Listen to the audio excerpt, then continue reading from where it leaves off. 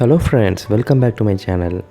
So நம்ம இன்றைக்கி இந்த வீடியோவில் என்ன ரெசிபி பண்ண போகிறோம்னா, ஒரு சிம்பிளான எக் மஞ்சூரியன் ரெசிபி பண்ண போகிறோம். இது ரொம்ப சிம்பிளாக பண்ணிடலாம். ஒரு 4 எக்கு, அதுக்கப்புறம் கொஞ்சம் மைதா மாவு, கொஞ்சம் சோள மாவு, கொஞ்சம் மிளகா பொடி, கொஞ்சம் பெப்பர் பவுடர், கொஞ்சோண்டு உப்பு.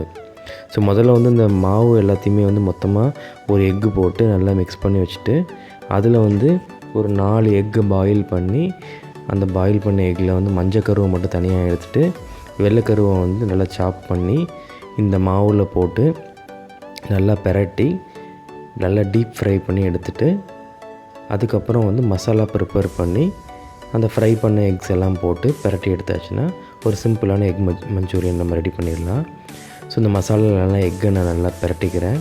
ஸோ இது ஊற வைக்கணும்லாம் தேவையில்லை.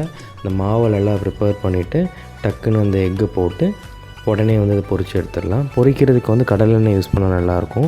ஸோ நான் கடலெண்ணெய் ஒரு பேனில் எடுத்துருக்கேன். அது நல்லா ஃபுல் ஹை ஃப்ளேமில் ஹீட் பண்ணணும்.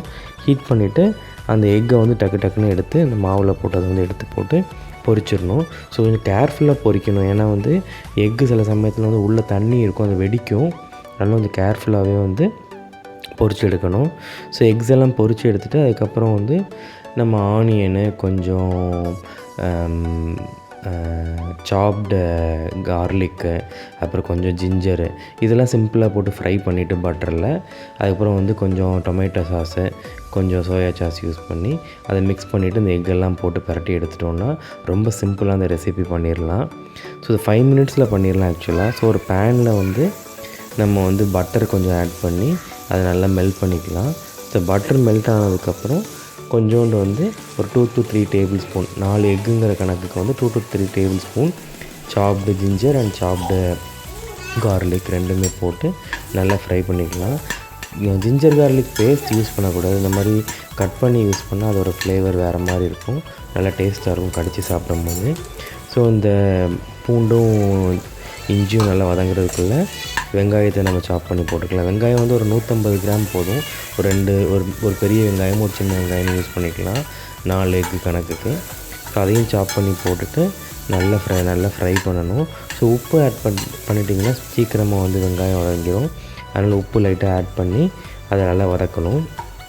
ஸோ நல்லா வதங்கி வரும்போது நீங்கள் என்ன பண்ணணுன்னா ஒரு சின்ன கப்பில் டொமேட்டோ சாஸு, அப்புறம் ஒரு சின்ன கப்பில் சோயா சாஸு. சோயா சாஸ் ஜாஸ்தியாக போடக்கூடாது. சோயா சாஸ் டொமேட்டோ சாஸ் போடுற அளவில் பங்கு தான் சோயா சாஸ் இருக்கணும். ஸோ இந்த ஆனியன்ஸ் கூட இதை நல்லா மிக்ஸ் பண்ணிவிட்டு அதுக்கப்புறம் கார்ன்ஃப்ளவர் இருக்குல்ல, கார்ன்ஃப்ளவர் ஒரு 2 டேபிள் ஸ்பூனை ஒரு அரை கிளாஸ் தண்ணியில் நல்லா மிக்ஸ் பண்ணி அதையும் இது கூட விட்டு நல்லா மிக்ஸ் பண்ணிட்டீங்கன்னு வச்சுக்கோங்க, நமக்கு கிரேவி மாதிரி வந்துடும். ஸோ சில்லி சாஸ் இல்லைனா சில்லி பவுடர் எதுனாலும் நம்ம காரத்துக்கு ஆட் பண்ணிக்கலாம். ஸோ நான் சில்லி பவுடர் ஆட் பண்ணியிருக்கேன் இன்றைக்கி, அந்த கலர் வரணுங்கிறதுக்காக, ரெட் கலரில் வரணுங்கிறதுக்காக. ஸோ இந்த மசாலா நல்லா ஃப்ரை பண்ணிவிட்டு அந்த கார்ன் ஸ்டார்ச்சை ஆட் பண்ணி நல்லா மிக்ஸ் பண்ணிட்டு இருந்திங்கன்னா அப்படி இறுக ஆரம்பிக்கும். அந்த ஸ்டேஜில் நம்ம பொரிச்சு வச்சுருக்குறோம்ல தனியாக எக்கு, அதை உள்ளே போட்டு நல்லா மிக்ஸ் பண்ணி எடுத்துகிட்டு கொஞ்சோண்டு ஸ்ப்ரிங் ஆனியன்ஸு இல்லைனா கொஞ்சம் கோரியாண்டர் இதெல்லாம் ஃபைனலாக கார்னிஷிங் பண்ணி நல்லா ஒரு பரட்டி டாஸ் பண்ணி எடுத்து வச்சிட்டோம்னா ஒரு சிம்பிளான எக் மஞ்சூரியன் ரெடி ஆகிடும். இது நம்ம தோசைக்கு சாப்பிட்லாம், சப்பாத்திக்கு சாப்பிட்லாம், சிம்பிளாக ஸ்டார்டர்ஸ் மாதிரி சாப்பிட்லாம். இது ரொம்ப ஈஸியாக தான் இருக்கும். இந்த ரெசிபி மறக்காமல் ட்ரை பண்ணி பாருங்கள். ஸோ எக்கு பார்த்திங்கன்னா மஞ்சக்கருவும் நமக்கு வேஸ்ட் பண்ண வேண்டாம் அப்படின்னு நினச்சிங்கன்னா மஞ்சக்கருவும் அந்த மாவில் தனியாக போட்டு மிக்ஸ் பண்ணி நீங்கள் ஃப்ரை பண்ணி அதையும் ஆட் பண்ணிக்கலாம். பட் வெள்ளைக்கருவு மட்டும் ஆட் பண்ணால் தான் அந்த மஞ்சூரியன் டிப்பிக்கலான ஒரு ரெசிப்பியாக இருக்கும். மஞ்சக்கரு ஆட் பண்ணி என்ன ஆகும்னா அது நீங்கள் சாப்பிடும்போது ஒரு மாதிரி நெஞ்சு கறிக்கும் இந்த ரெசிப்பியில். அதனால் முடிஞ்ச அளவுக்கு மஞ்சக்கரு அவாய்ட் பண்ணிக்கலாம். வேஸ்ட் பண்ண வேண்டாம்னு நினச்சிங்கன்னா நீங்கள் அதை ஆட் பண்ணிக்கலாம், ஒன்றும் தப்பு கிடையாது. ஸோ நல்லா டாஸ் பண்ணிக்கோங்க. இன்னொன்று நிறைய பேர் வினிகர் யூஸ் பண்ணுவாங்க. நான் வினிகர் யூஸ் பண்ண மாட்டேன் இந்த ரெசிபிக்கு. ஏன்னா வினிகர் நல்லதும் கிடையாது ரொம்ப, அதனால் வினிகர் யூஸ் பண்ணலை. அது மாதிரி சில்லி சாஸும் நிறைய பேர் யூஸ் பண்ணுவாங்க. ஸோ சில்லி சாஸும் அந்த அளவுக்கு நமக்கு ஃப்ரெஷ்ஷாக இருக்காது. அதனால் சில்லி பவுடர் யூஸ் பண்ணிட்டீங்கன்னா கலரும் கிடச்சிரும், நல்ல டேஸ்ட்டும் கிடச்சிரும்.